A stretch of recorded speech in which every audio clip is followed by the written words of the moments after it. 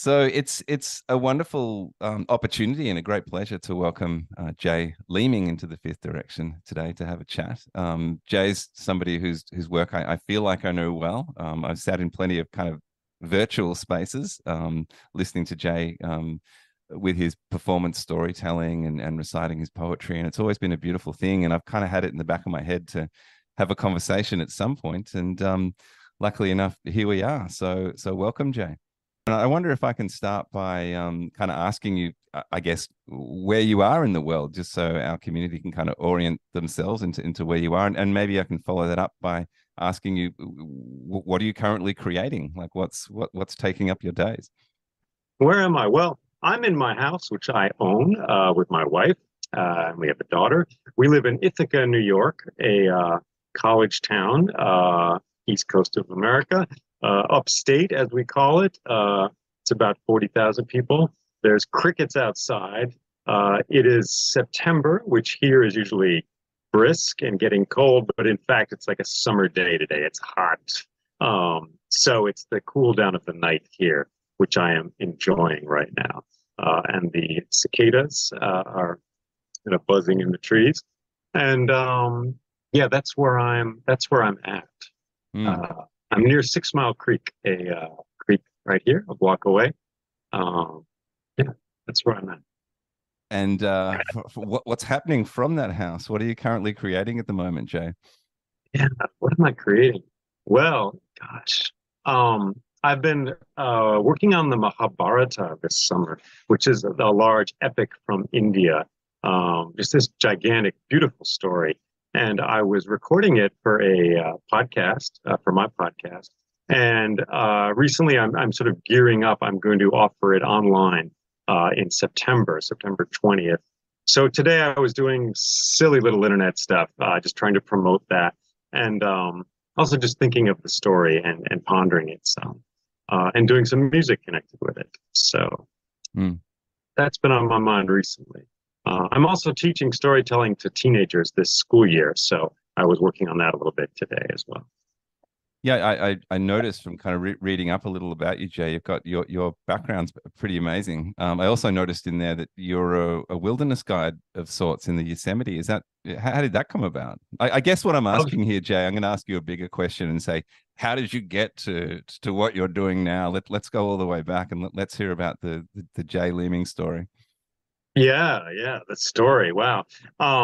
Let's see. Short answer, rock and roll poetry storytelling. That's the short answer. So I grew up in this town actually. And then left. I went to college for music. I was always telling stories as a kid. Imagination was always important to me, and a sort of almost a spiritual hunger to see the big picture. And being, growing up in America in the 80s, religion didn't really do it for me. I wanted the big picture, but it was sort of a spiritual urge. So I always was in my head a lot with imagination.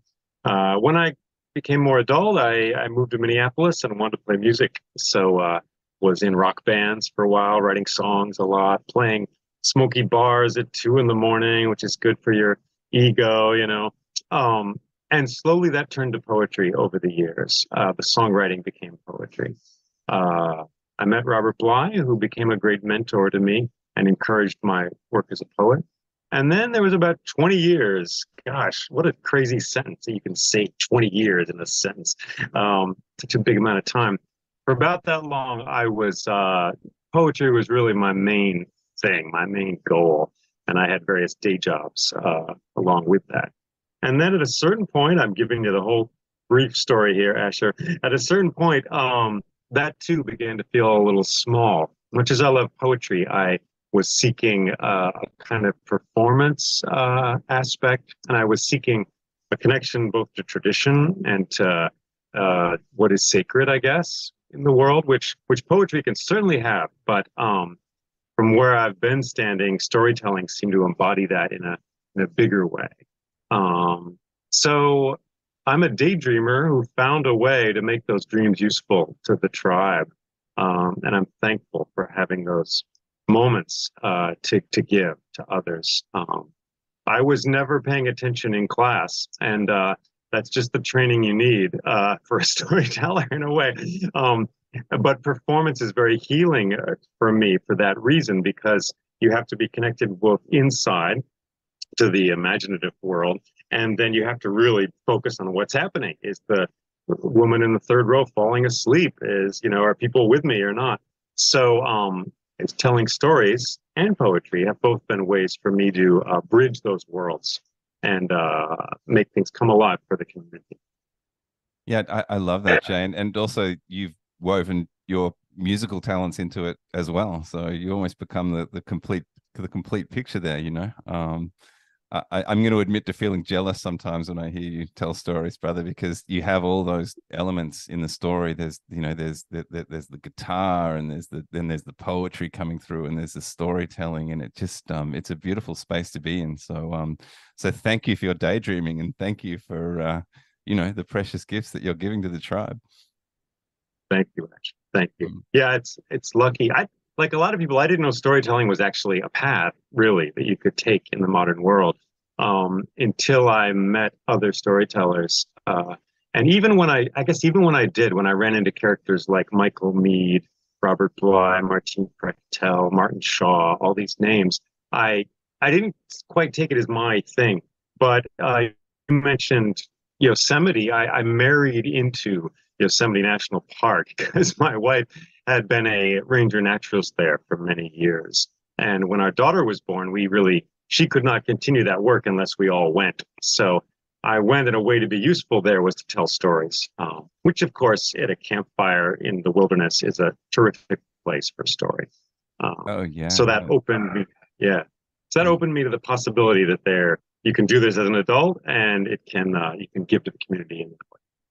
Yeah, I hear that often. You probably do too, Jay, that, a lot of storytellers are like, I didn't realize that I was able to kind of do this, for a quote unquote living.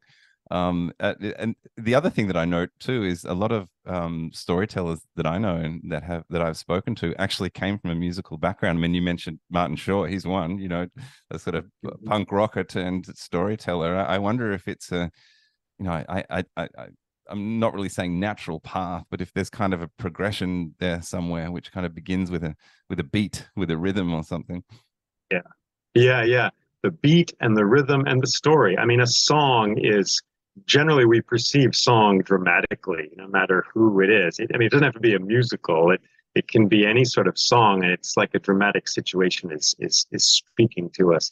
So yeah, there's some connection there. And as you kind of were getting to, it's the bardic path, right? You get your music, your poetry, and your story, and all three of those worlds speak to each other and nourish each other in a very beautiful way. So. Yeah, no, I love that. And I know I have to ask you the question, but that interaction with Robert Bly, kind of tell me how that happened. Tell me how you came across Robert and what that meant for you, and anything else that comes up around that piece. Yeah. Well, let's see. I was in my mid-20s and playing rock and roll, and in a very studious way, Asher, I should say. I was not very hedonistic. I would get up and I would write songs and then go to my job, either working for Greenpeace, the environmental group, or taking care of mentally disabled adults. And I would play rock and roll in these bars, and I would work my way up the week slowly from Tuesday to Wednesday, And somewhere in there, I had a dream. And in the dream, Robert came to me and asked to see my poetry. And I couldn't find it in the dream. I remember I looked under my bed. It was just not in the house, And Robert, to me, at the time, was just a famous person who I had not read. I didn't know his books. I really didn't know who he was, except my unconscious sort of took hold of this, famous poet living in the same town as me. So I woke up and I was like, well, clearly this is important, and I should make a little book of poems and give it to my friends. That's what I did, because I was writing poems at the time. In the end, though, 6 months or so later, I was like, well, what the heck? He lives here. Let me mail it to him. So I sent it to him, and he responded very kindly with a letter praising my work, and then sought him out, actually, and connected. went to his men's conference happening in Minnesota. Um, somewhat reluctantly at first. It seemed like I was in a different headspace. I was like, oh gosh, what is that strange gathering in the forest? But I came to know him, and as it happened, he did not live far from me. So spent a lot of time with him, and he was a great teacher for me, both in the sense of just specific teachings about poetry, but just as a path, similar to what we said about storytelling. He showed me you could walk this path of creative work as a poet and be in the world and survive and live well. Not live well in that you own 3 cars, but live well, live a soulful, beautiful, fierce and rowdy life, which certainly Robert did. Wow, that's an amazing story, man. The dream and everything like that. Particularly if you weren't sort of overly invested, you knew who he was. You weren't overly invested, and you weren't besotted with his poetry at the time. Or it just came through. That's pretty special. Yeah, I'm grateful for that. I guess if I had any part in it, I'm grateful. Like I wasn't working at 8 a.m. in the morning. I was in a state where I could remember. I was in a state where I was paying attention to my dreams, and who knows how many messages I might have missed in my life. We all might miss, but that's one I received and acted on, which is probably the most important thing. A little bit of cinder biting going on, dare I say it? Cinder biting, yes, yes. You mean in the sense of playing those bars at 2 in the morning, that type of thing? Do you mean? Oh, well, also in the I guess the Martin Shaw idea of the cinder biter who's kind of lying around in front of the fireplace, getting covered in ashes and daydreaming, and this is when we're open to these messages coming through. I guess Yes, absolutely. A time in your life like that. Yeah, and looking back, I was clearly seeking. I was seeking, well, not just a mentor. I was seeking a future. I wasn't thinking about it consciously, but I was like 26. I had a band, which was actually pretty good. At first, I was bad. At first, I wrote bad songs. We all need to do that. But I was actually writing good music. But I was sort of unconsciously seeking, like, where does this go? And if you're not super famous, there were some blues fellows in Minneapolis, oddly enough. And I would go see them every week. They were like in their 50s and I think I was unconsciously seeking, where does this go? And Robert was suddenly like, wow, oh, this is where it could go. Yeah. He has this way, and I keep hearing this over and over again. He just, like, you wrote to him, he wrote back, and he just opened his arms and took you in and embraced you. And he has this way about him, I think, about being it just seems that he's given a lot of people, I guess, a step up or an opportunity to kind of look ahead, and he's helped them in that process. Yeah. Yeah, fierce and generous, and as he in his life, I think he was fierce early on. Like he could be mean certainly early in his life more, but very generous. Martine Prechtel said once that Robert was a finder of lost things, and I think that's true in his work in terms of finding poets that we didn't know about, from other countries here in America, and also just for people, just as you said, finding people and bringing them into a community. So a finder of, maybe you're a lost thing. Well, I think so. I mean, that's the thing. I was in my 20s, not sure where I was going, and like and many looking of us, back, brother. Like many exactly. of us. I remember myself. That's interesting. And Robert Bly as a teacher, I've often heard that kind of gruff but generous kind of idea. And to me, a lot of great teachers, I feel, are like that. They're like, look, my door is always open. Come and take a seat, but careful what you wish for. Right, right. That's what I mean, Rumi talks about that, right? When we pray for such a teacher or something like that. Yes, that's exactly right. Yeah, he does. That's true.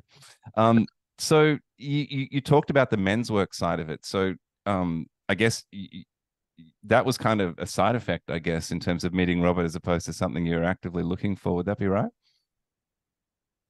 That's absolutely right, Asher. Yeah, it's funny. I look back, I mean, the men's work, I just needed, like, anyone, any male could use it, I wasn't seeking it out. And I think for years, sometimes I denied. I was like, well, I'm here as a poet, I'm just not really all the psychology stuff. Like, I don't really need that. That's all.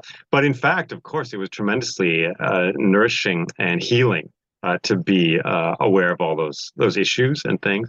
I mean, I'm 53 now. I'm married. I have a child. I mean, wow.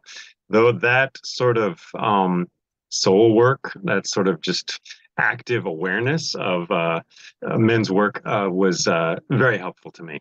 So yeah, I wasn't specifically seeking it. I was it was Robert as a poet who I was seeking, but there was a amazing side effect that I'm very grateful for. Yeah, because you've obviously been kind of a long time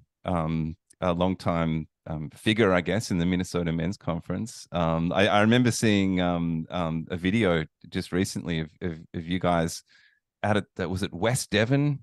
Was it an event Yeah. that Martin Shaw took you guys? And I was looking at sort of pictures of others. I think Timothy Young's in the frame and Thomas Mhm. Smith and boy oh boy. Firstly, you guys look very young, but it also made me realize just how long you've all been at it. You know. Yeah, yeah. And Tim and Thomas, of course, are a different generation from me and you, and they were another step on the ladder. So it was cool to hear their wisdom as well. Yeah, that was a wild tour that Martin Shaw, bless his heart, put together with Thomas, Tim, myself. Danny Deerdorf from Washington State, Joya Timpanelli as well, and Robert. We all kind of went through uh, England doing various gigs. Oh Quite an wow, experience. that's a merry gang. I wish I'd been there. Yeah, yeah, it was a good time. It was great. Yeah, yeah, absolutely. And when I look at the work that you do, Jay, you often bite off these really massive stories and canons and you know, I remember listening to the Odyssey recently, and I feel like you have. How does that process work for you? I think because that for me would be it's a very challenging undertaking. Do you mean how do I sort of achieve that? Like, what's my path to it? Pretty I guess much. I'm asking that, but also like the calling to kind of take on these giant Mhm. storytelling projects, I guess. Yeah. Well, from a young age, like a lot of people, I was deep under the spell of story. I mean, and the stories available to me were books and pop culture. I mean, honestly, I mean, I'm not trying to. We're not in some kind of sacred space here, but I remember being in a car trip with my father, and it was sort of a long trip, and it's boring. And at one point, he asked me, he said, "A penny for your thoughts, Jay," which was a kind of a scary conversational tool I didn't know existed. And I was honest and I said, well, Dad, I'm actually remembering every scene in The Empire Strikes Back, from the beginning. And and I remember that now. And it's sort of like what I said earlier. I can criticize myself for being such a daydreamer, in the spell of this pop culture thing. But again, as a storyteller, that's exactly what you need. I mean, you need to remember the Odyssey step by step. And when does this happen? When is the Island of the Winds, and when is the Cyclops, and when does he get the bow? So that type of visualization was something I've done for a long time. But I want to get to the basement of your question. I want to get to the heart of this question if I can. The calling, yeah, I've always loved those big stories. I mean, an epic is it has been said that the job of an epic poet, an epic storyteller, is to join heaven and earth. To join the activities of the unseen powers, the gods, what else? Who knows? The spirits with the actions of humans. And I think I find that unity in epic more than I do in some other kinds of stories, more than in folk tales for sure. Now, fairy tales are a category all their own, and they have all those elements as well. But there's something about the marvelous dailiness of an epic. Telemachus put on his sandals. He went out and got in his chariot. And then these totally insane other realms of the gods and the powers, the land of the dead. So I seek to weave these together in my work and, of course, in my life, because I seek to live in a world with depths and heights, and you can drive yourself crazy. Every glass of water you drink, thinking of Poseidon and the depths of the sea. But you can also drive you crazy never thinking of that and living in a world entirely flat and empty. So, more practically, more specifically, I began with fairy tales, and then I told Gilgamesh, which I was attracted to for many reasons. Just the angles of like destroying nature and wrestling with that, all the current events in this 4,000-year-old story. But Gilgamesh, just to get technical for a moment, every element in it falls like dominoes falling over. It's really great. It just flows from the beginning to the end. So even though it's quite long, it's not too hard to tell. And well, okay, it's difficult to tell, but it's not too hard to put it all together. Then I moved on to the Odyssey, just because that's a story I had come to know pretty well. And I identified with that story in many ways, seeking a home, finding a place where I'm rooted. And then the Mahabharata has called to me just because it's bigger still. And I don't want to make it sound athletic, like I'm just looking for the biggest story possible, but big, not just in length, but big in the scope of it. The Mahabharata brings in the sacred in a very deep way, differently than the Odyssey, and it questions violence and the actions of the gods, even in a very intense way, which I have long been drawn to. And that's a story I first ran into 20 years ago, and I'd always wanted to tell. So, yeah, so that's kind of what's called me to those big stories. I think at heart, it's this desire to live in communion with these unseen greater powers, whatever they are. Wow, there's a lot of beauty in that answer, Jay. I'm just kind of soaking it in for a moment because I'm really feeling that. And I love the way you just make all that stuff available too. I mean, people can really dive in. It's not just a matter of going and listening to a 20-minute story. You can really go and find yourself. Well, at least I have, like, coming back and back every day for a little bit more and a little bit more and a little bit more, and it feels like a complete meal, not just a little kind of bite-sized story snack. Yeah.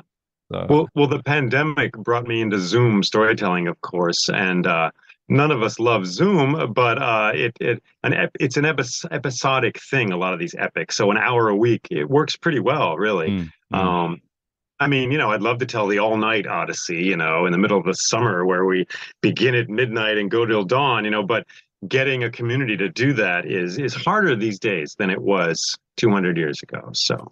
Yeah, yeah, no, I absolutely feel you. I know Martin Shaw from time to time, doesn't he? Sort of gathers the community and tells these giant stories that go for days. And I always feel something in my heart. It feels like uh, the right thing to do. But you're right, it is very difficult to do these days, right? Mm. Yeah. I told the Odyssey this past season in the winter over 3 days, 3 nights. It was 2 hours each night. And we did it mostly in the dark, which was fascinating.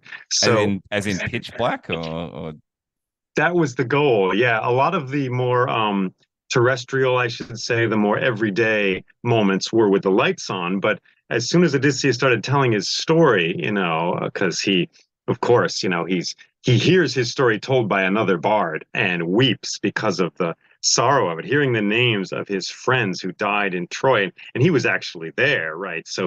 And the king at the time is like, well, why are you weeping, stranger? And he's like, well, I was there. This isn't just a story. I saw these people die. And he's like, who are you? And he begins to tell his story. So as soon as we went into that, we darkened the lights in the theater, which probably broke a few fire regulations, but just getting it as dark as possible. And with music as well. I had 6 vocalists with me, which was a delight. So that made it very intense. And you can really see things really clearly, oddly enough.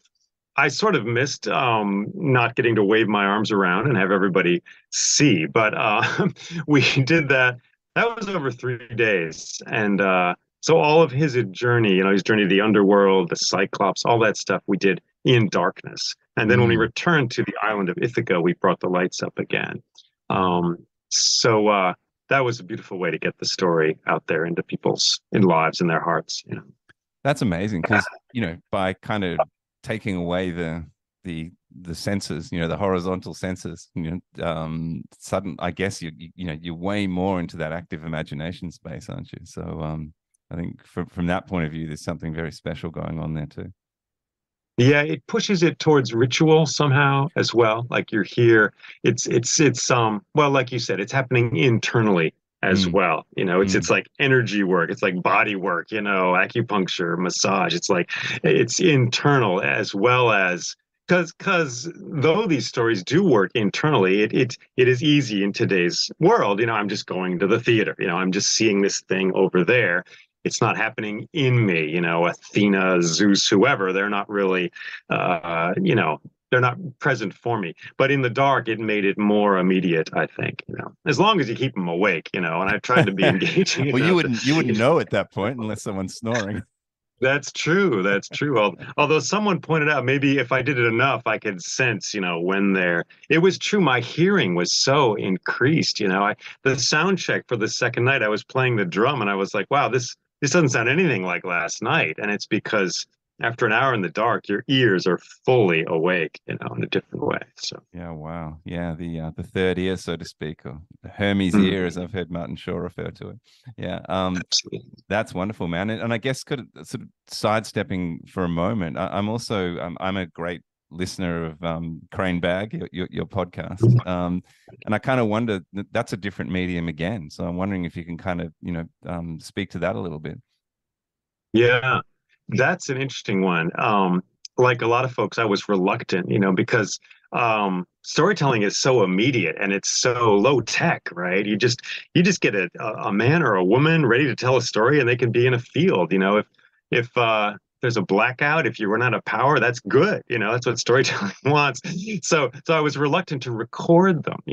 Also schooled somewhat in the sacred by folks like Martine Prechtel. I was reluctant to stop this flowing river, this kind of crowd of butterflies, which comes weaving through the day, which is the story, and to like freeze it. But I saw that I could connect with people, and especially with the pandemic, of course, it became a means to bring story out into the world.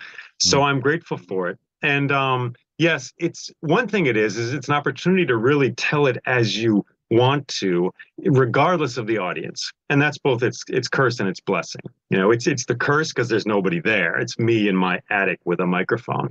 But it's a blessing in the sense that you can really just get the words right, because it's a storyteller's job to not just tell the story, but to fit it into the life of whatever's happening right there for those people in that room. But in a recording, you can just sort of spin it out as you wish.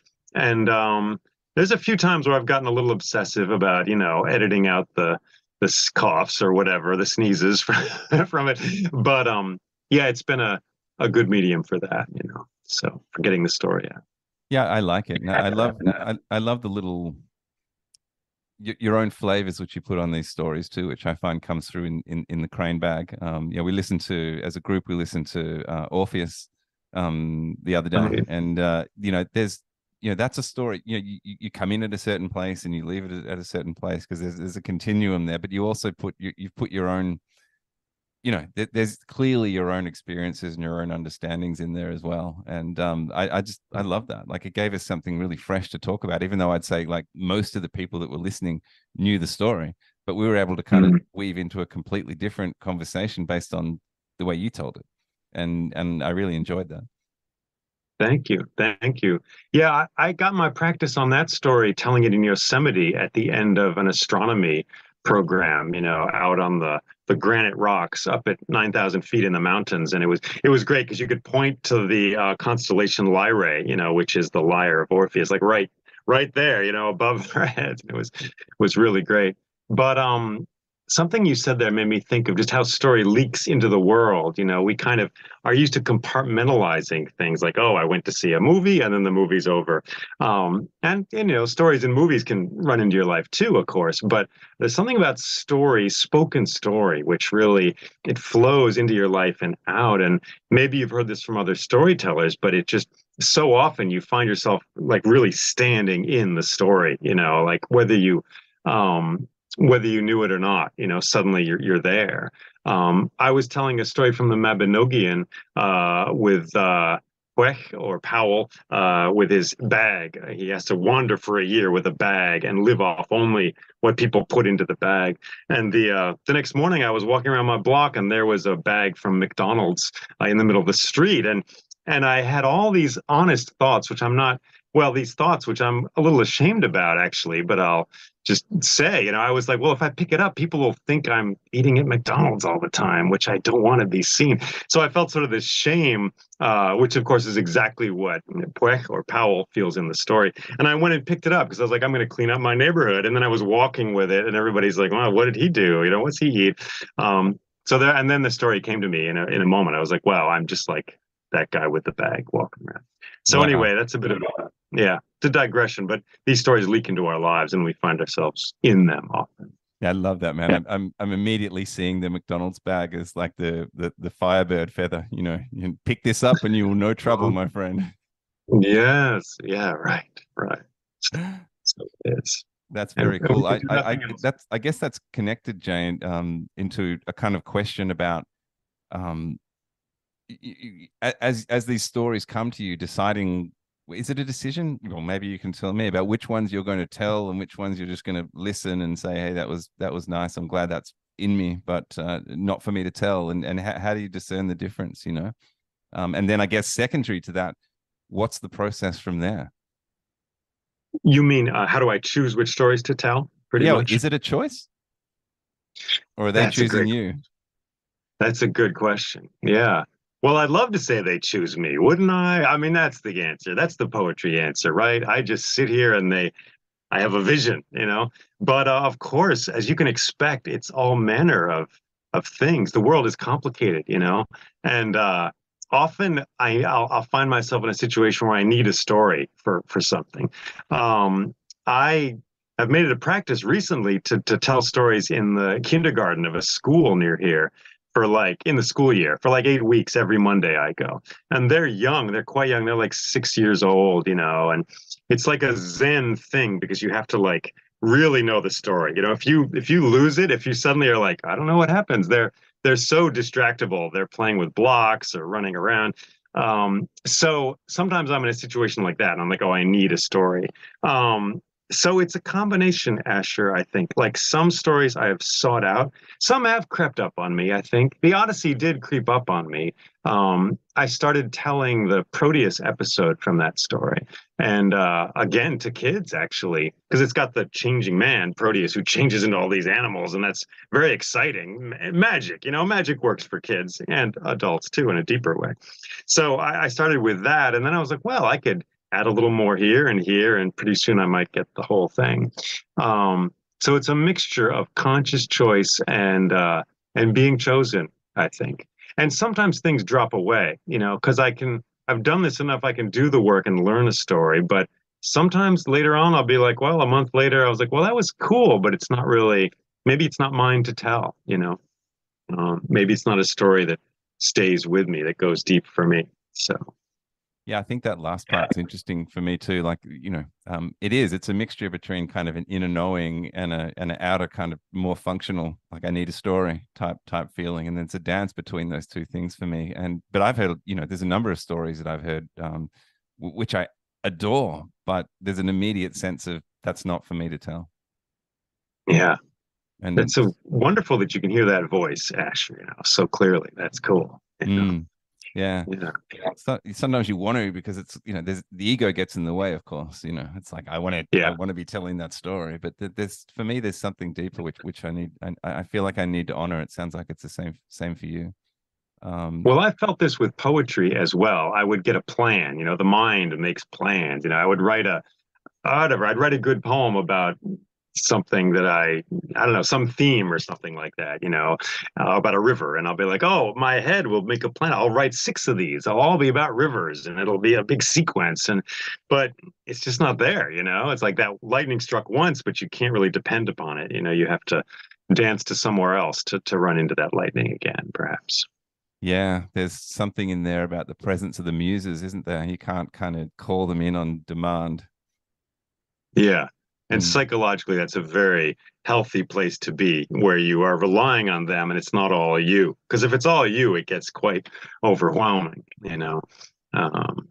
Mm. So I think we find that like taking it back to I guess I'm thinking about musicians, but it could apply to anything. It's like if you have a successful, I guess, book, album, anything, then all of a sudden the external pressure is on for you to reproduce something amazing. And I often find that, the second book or the second album, maybe, it's not quite so good because there's suddenly there's external pressure on to perform again with something creatively new. And it's a very difficult thing, it feels to me. yeah. And the process of learning a story is that combination as well. Because I mean, I find a story I like, and I start telling it. I read it a bunch of times, and then I tell it to myself. I go up in my attic when my wife and daughter aren't around, and I just say it into the dark. Which can be kind of lonely sometimes. You're like, wow, it's like breaking trail through snow or something like that. It's like, wow, I'm just slogging through this story. Sometimes I actually imagine an audience, if that helps, or a specific audience, like a friend of mine who's not there, I want to tell it to. And then I usually, as they say, take the story for a walk. I tell it out in the world as well. So all of that is like it's like the musician doing the scales or just playing the song over and over again.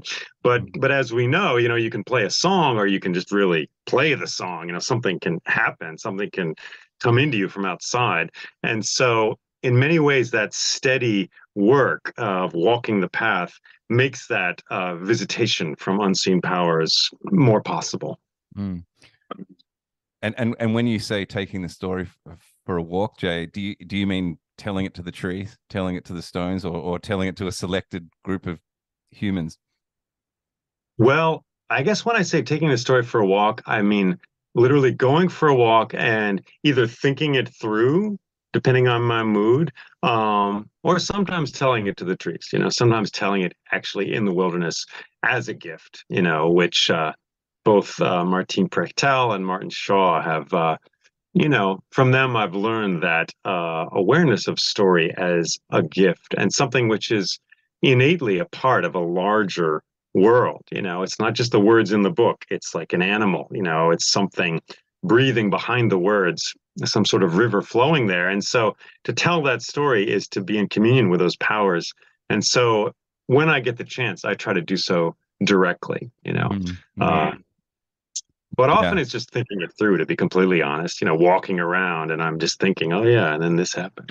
Yeah, I know that feeling as well. It's sort of like you almost, yeah, you kind of, then you look up and you realize you've walked somewhere completely unknowingly. That's happened to me a number of times. It's like, oh, I'm here now. Okay. Yeah, you're here and you're here. You're in that story. Yeah. It's Um, fascinating. I'm reminded, Jay, of a particular teacher. Storytelling is part of his repertoire, and I was hearing from a friend that went to one of his retreats.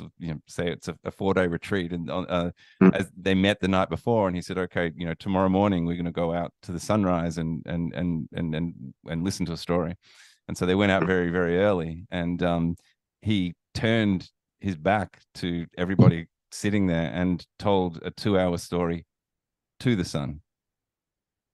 mm, And I just thought that wow. was really beautiful. And, I guess from the point Yeah. of view of a participant, entirely unexpected, thinking you're going to get a story told to you. And in fact, it's the reverse. Right. Right. You were part of giving this gift to something else. Yeah. Yeah. And it was a story about the sun to the sun, which I thought Mm, was just beautiful. that's lovely. Wow. Mm. Perhaps I should say also I've put the Odyssey on a walk around my not neighborhood, larger than my neighborhood, up this hill. I live on the edge of this hill, and I've sort of placed the story in the land there as a memory kind of way, and that's a mix of the methodical work and the inspiration because sometimes life crosses it. What I mean by putting it in the land is like as a walk I take often, and I just this is the part of the story where Odysseus sails to the island of the winds, for example, when I cross this bridge. And but sometimes the world just talks to the story in these kind of perfect ways. There's this little hill, which is usually where I get to the land of the dead part, and he's talking to everyone there. He's talking to Anticlea, his mother. He's talking to Tiresias, and then he talks to Agamemnon. And there's an old sign for a power company right there, So, for me, I mean, Agamemnon's Mr. Power Guy, right? He's the head boss man. So that's totally it. And then I go past this school and along another block, and there's a little sort of donation shack there for clothes, giving clothes to the poor. And that's totally Eumaeus's hut, the swineherd. I'm like, oh, that's where he lives. I was looking for a place to put it. And then I went around the corner. I was like, oh, that's totally it. Anyway, I take that walk sometimes, and sometimes I'm thinking about a totally different story, but it does help keep the Odyssey, one of many stories, awake for me to find it in the land there.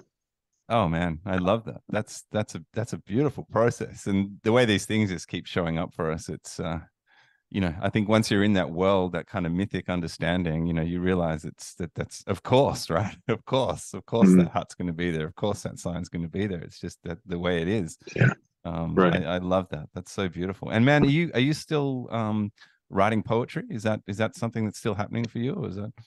Somewhat. It's happening less, to be totally honest, but it is happening. You know, I with story, it's like you publish the poems right away. It's great. I mean, if you have a gig, if you want to write a poem about the stars, in the night, it's just like you just put it in the poem, whatever. I mean, Gilgamesh or whoever, is still walking along, and then you see the stars. You can just make it up, and there it is. So poetry seems kind of like a lot of work sometimes to write it down, to type it up, send it to someone. But poetry does happen to me still. Sometimes, certainly in the stories, and then also on paper sometimes as well. So I just had a third book come out, I guess it was last year, right? Called To a God of Dribble Glasses and Loneliness, filled with these long crazy poems, which were really moving towards storytelling, I see now. And so I'm working on poems for a fourth book at some point. Mm. Um, but they're so related, these two things, that, yeah, it's a different, they're very close in the landscape of whatever, the soul. So, Mm. um, Mm. yeah. Absolutely. I'm now. I feel compelled to ask the question about the title of that book. Is there what's behind that? The last book. It's a great title. It rolls off the tongue, but I'm sure it's got a story of its own. Thanks. Well, Rimbaud, the French poet, has this famous thing he said, where he said, I mean, he said it in French, which I'm not going to do, but he said basically, "I is another." When I use the word "I" in a poem, it's somebody else. It's not me. And I climbed into that expression of his and just started writing poems as if I was a Sufi mystic, or as if I was a rock star, or as if I was in this case, a comedian on death row in some unnamed country, contemplating his life. So I would just spin off these wild kind of narratives, and I did write a poem about this imaginary comedian who got the Nobel Prize for comedy, and then did lots of work in refugee camps, making people laugh, and then ended up on death row contemplating his life. And he imagines speaking to a god of dribble glasses and loneliness. So that's what that line comes from. So Oh wow, that is cool. You can say no, my friend, but could I put you on the spot? Could you recite that poem for us? Is a book nearby? I'm happy to let you go. And the, is it the long? book's Is it the possible? book's nearby. It's a hefty poem. Let's see. Uh, the book is nearby. Let's check it out Is there here. is there a shorter one that might whatever you feel, Jay? Yeah, yeah. Here's one for you. Well, I said how I was I was kind of a rock and roller, an aspiring rock and roller. So here's a poem called Tinnitus, which or tinnitus. It's the ringing in your ears you get, which many of us have. I mean, it's not an unusual thing, right? You go to a lot of rock and roll shows. So I wrote a little poem about this, and I'll give that to you if it's all right. It's not Please. not quite as epic as some of the others. Tinnitus. It's the squeal in my head of all the guitar riffs I ever unloaded into air. Songs pressed so thin I barely hear them, but I barely hear them all the time. A screeching residue from my days of wail and flail, what I get for turning the knob to 10. It rings like shiny things, like stainless steel or glimmers of light on car fenders, like bright spoons in mirrors or a spotlight glaring off a suit of armor. If only I'd been wearing a suit of armor or a helmet of cork. If I'd fired up that amplifier by remote control from a concrete bunker 8 blocks away. Now this inexhaustible sand in the shoes of my listening. They say it's the little hairs of my inner ear broken off, weed whacked, zapped like the tops of trees by summer lightning. I blame myself. I blame Thomas Edison. I blame the lack of elders in mud huts chanting red medicine to the cornflower moon. I hear it most in the sea-deep silences of the far forest, an extra bug-like whine beneath the leafy murmur. Like some dirtball punk rocker I once knew who has smuggled himself into my future. A reeking stowaway from those nights when I was the power cord overlord in a basement crowded with mic stands and wires. Regrets? Sorrow? Don't look back is the most rockin' philosophy, but it stays. It rings and sings like a fire alarm keening inside a star. I'm pierced, I'm needled, I'm prickled and sung, and it seems this limitless aria needs my head to whistle in. That the unshaven angel, whose music is a dog whistle multiplied by the square root of a house on fire, has chosen my skull for his amphitheater. Faithful companion, screeching wind, inner tattoo, unshakable hitchhiker in the big rig of the mind. I leave it behind, but it does not leave me behind. Wow, that's Yeah. wonderful, man. I get a sense of as somebody who does suffer from that particular affliction myself. That should I dare I say it? It rings true. It rings true, yes. Well said. Well said. Yeah, yeah. It doesn't bother me so much anymore, but especially in Yosemite, I remember in the forest, I would hear like motorcycles that weren't there, and I was like, "What's going on?" Oh Yeah, yeah, yeah. that's that. It's a tricky beast, but there you go. So you what kind? I never even asked what kind of music you play. Was it loud rock and roll? Was it? So you said you went and listened to a lot of blues, but Well, yeah, but it was the 90s in Minneapolis and it was grunge was happening, right? So Nirvana, Soundgarden, all that. It was a three-piece and I played your basic Stratocaster with a the big fuzzy distorted sound, you know. And I put the amplifier up on milk crates to get it higher up so I could get the feedback really well, you know, right there. Wow, you know. I just love that beautiful sound, you know. So, and I was near the drums, and drums, I guess, aren't the best for your ears either, right? So, mm, um, yeah, I try to do stuff unamplified now, you know, musically. I mean, that's what I like about storytelling. Keep it simple, you know, and you can play the ecology card, you know, the carbon footprint is less, you know, and the connection is greater, you know. So, all those nights in bars, you know, trying to reach people, and there's those bright lights, and you can't really see anything. So it's a real pleasure for me now to bring that same in some ways same energy because you know Asher, it's interesting, like a big hero of mine was Pete Townsend from the Who, and who was not always kind to his own body when he played music and or his guitars, but looking back, the physicality he had in playing music was actually crucial teaching for me. It's funny, in our lives we get these gifts that it seems like we get just what we need, you know, sometimes. And somewhat adolescent as it is to go around smashing guitars, which I've never done, still the physicality of his playing was something I did as well when playing electric guitar. I just really like to just dance and just feel it. So that makes telling stories with my whole body and not just with my words a very natural thing for me, which I'm grateful for. mm, mm. I have images floating in my head of Pete Townsend telling the Odyssey, Yeah, I don't which is know. conjuring strange things. It is. Yeah, I'm gonna have to let that cook for a while and see what it turns out. Yeah, Bob Dylan, I can imagine a little more, Oh, but sure. Yeah, yeah, still. yeah.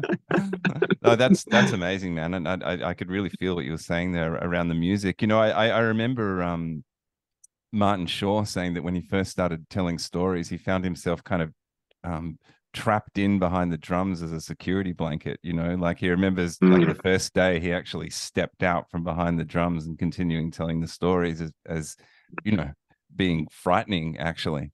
And I wondered, did you have the same thing around kind of seeing music as the safety zone and having to sort of lean into the storytelling part?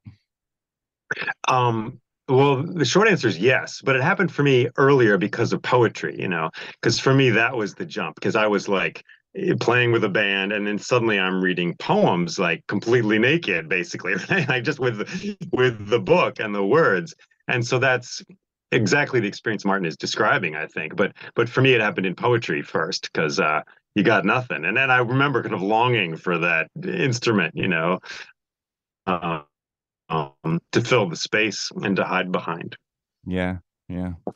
Wow, man. I feel like we're kind of coming to a close in the conversation, but I wanted to ask you more recently. Obviously, with Robert's death in the last couple of years or so, did that, what was how was that for you in terms of, obviously he was a big mentor in your life, and I'm sure there were others too, but did you feel that kind of hole? I guess we kind of knew it was coming for a long time, but still a lot of people who I've spoken to, that marked a real moment for them. Mm. Yeah. I mean, yeah, it was a hole, it's a hole which is still there, you know. Um, I left Minneapolis. I was there right in the nest, right in the heart. I remember going to he had this sort of beautiful garage next door, which was a writing house, and we would sing there every Thursday. And he would invite me in, it was all mostly older fellows, except for me. Tim Young was often there. And they would sing songs, from Sufi tradition. And Robert would be there carrying on and just laying down amazing teachings. I mean, I'd knock on the door, I'd lock up my mountain bike outside, and I'd go in, and he'd say, "Jay, come in. We're singing Blake," and I'd go in, and Blake was a Gnostic. He believed in the archons. And I'd be like, "What's an archon?" So I get this long description. So it was that was a beautiful nest to be in, and it was with older men. I mean, from where I'm standing now, not a lot older, but I was in my 20s. They were in their 50s, 60s. And but it was a little solar system, which I kind of orbited around and then went zipping out to New York City because I studied poetry there. So I left that, and I felt there his absence, because I'd been right there seeing the guy every week, and now I was in big cold New York City, so this is a long answer to a simple question, but I think I've worked since then to get his teachings into my life and to exemplify them. So I do feel the whole, but I feel his presence when I teach poetry, when I teach storytelling, when I tell a story, and his so many qualities that he had and that he taught to me. I still carry, and I'm lucky to carry them. And so I try to, with humility, carry those things, and that makes it less of a hole and more of a natural progression, which is sorrowful and beautiful, because I will go too, as we all will, and hopefully something that what I'm doing, makes sparks go up in someone else, so they can carry on the work, which could take on a million different shapes and doesn't have to be another book of poems or the Odyssey or a story. But so yes, I felt his death. I went out there, for the memorial. It was beautiful. I felt it keenly, but doing the work has been been a healing thing, and keeps him with me, I guess. Yeah, doing the work. Yeah, and not a simple question and beautiful answer. So thank you very, very much for that. The sparks fly upwards, as you said, and also outwards. And the beauty of this is, here's you and I speaking, kind of as an indirect result of all that, and his work has clearly rippled all the way out to Australia, and as is yours, my brother, as is yours. And it's just an honor to actually come and have a discussion with you. And yeah, maybe even at some point in the future, kind of inviting you into our community where, you know, your energy can really be felt on the other side of the planet. That would be, it just feels like a beautiful thing to me that we live in a time when this can happen. Thank you, Asher. Yeah, it feels wonderful to me too. And I've too, of course, have seen you in all these meetings, and it's great to actually speak with you. And these ripples go out, and then we kind of ride on these ripples and like actually connect with other people, which is a beautiful thing. So thank you so much for inviting me to speak with you in this way.